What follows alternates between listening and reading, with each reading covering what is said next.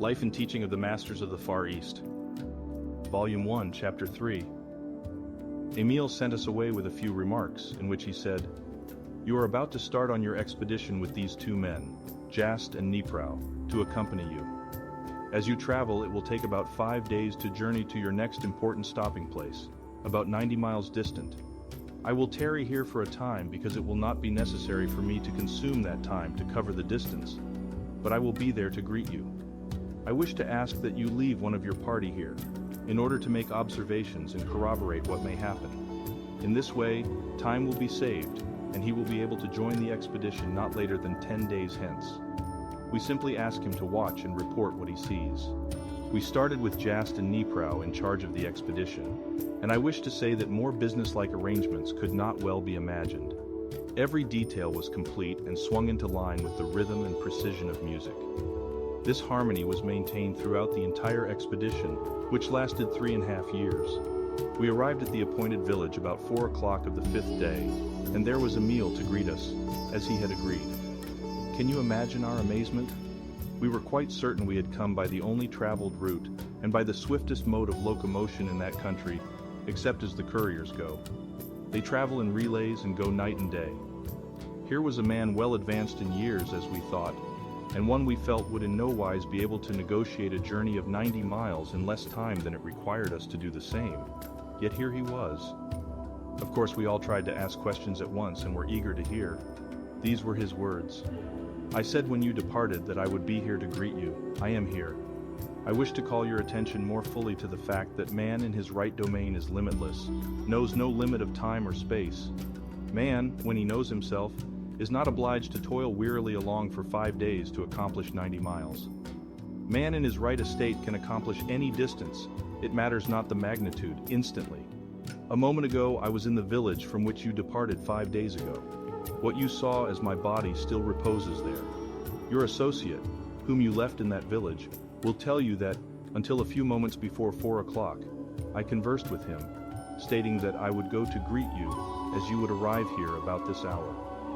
What you saw as my body is still there, and your associate still beholds it, although it is at present inactive.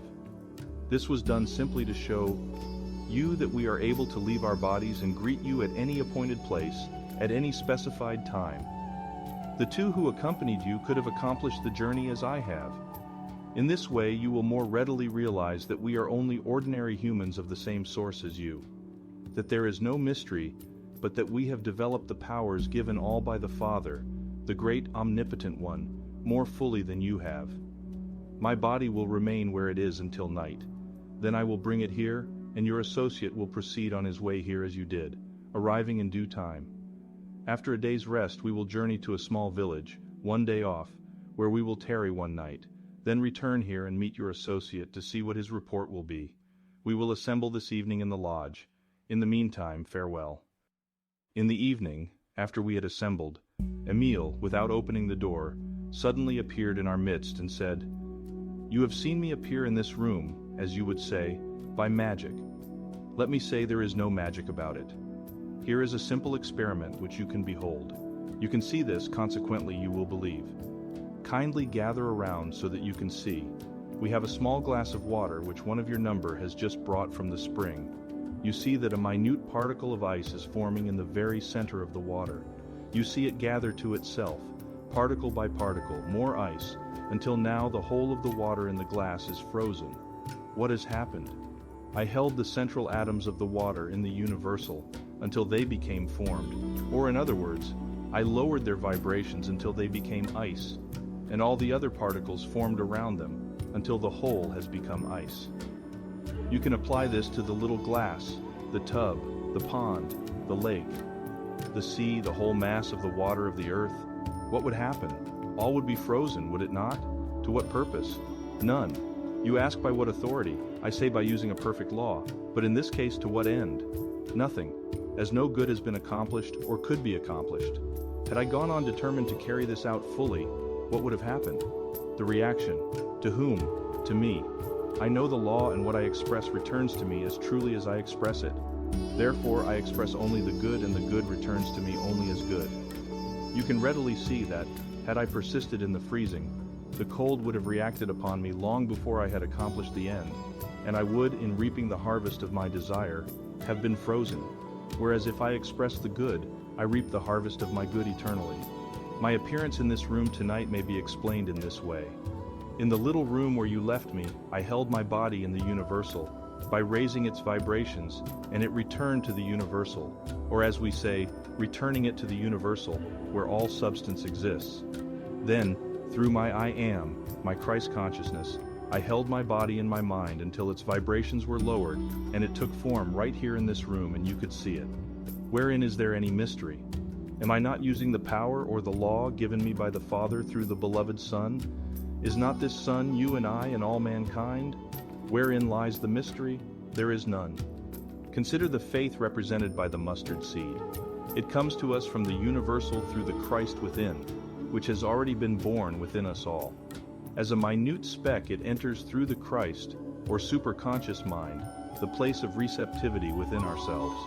Then it must be carried to the mount or highest within ourselves, the very top of the head. It is held there.